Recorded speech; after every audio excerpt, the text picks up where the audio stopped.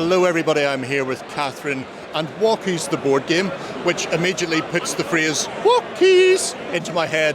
And if you're not of an age, you'll have no idea what that is or why it's funny, but it's great to be here with you. I know Andy's been intrigued by the dog experience, and we had to stop off and find out what is happening with Walkies. So do you want to tell us a bit about the game and where it's come from?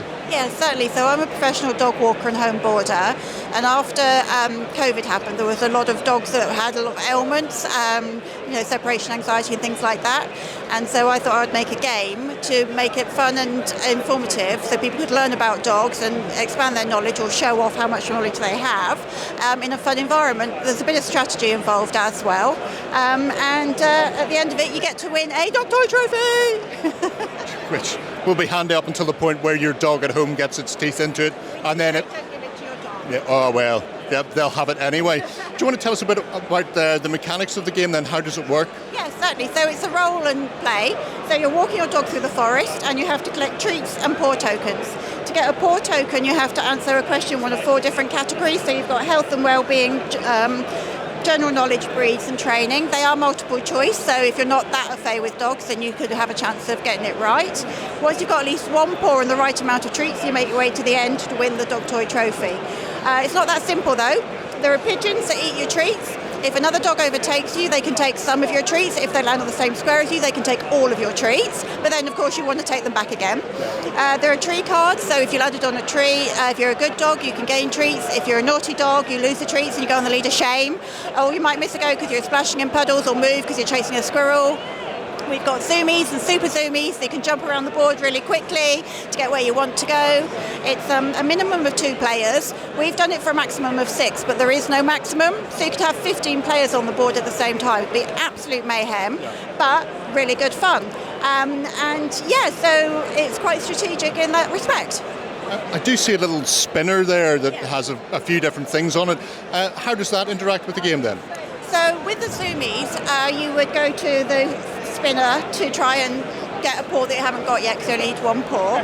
But when you get to the end, you have to do the spinner and answer the question correctly to win. There's 2 ways of playing it. So if you get to the end and you do the spinner and you get it incorrect, you can either stay there and wait for your next go, or if you've got 1 to 3 paws and the right amount of treats, if you get it incorrect, you lose your treats and you have to go out and get more paws and more treats so you can extend the game. It depends how you want to do that. That sounds fascinating in itself. The questions themselves, what sort of age and sort of rating are they set to? Is this something that kids can get into, or is it aimed a bit older? It's in the middle, so we've done it for age 7+. So some of them are quite easy, some of them are quite hard. We ask, what's the cruciate problem, which a child might not know what a cruciate is, so it's learning in that respect. But we cover all aspects of like different colour coding of the harnesses, different breeds, what they're like, what they're bred to do. So we try to cover the great range of it. Although it's for children, it's not childish in any way, so adults would have just as much fun, if not more sometimes, than the children. And learning something as well while they're doing it, which is always good. If people are here at the Expo, where can they check this out? So we are in Hall 4, 101. If you're of the age of Room 101 on telly, you might remember that. But we also have a website, so walkiestheboardgame.co.uk, where there's a little video of me actually walking my dogs in the forest and chasing sticks and stuff. All of the dogs in the game are real life, so you can look at the dogs of the real life ones.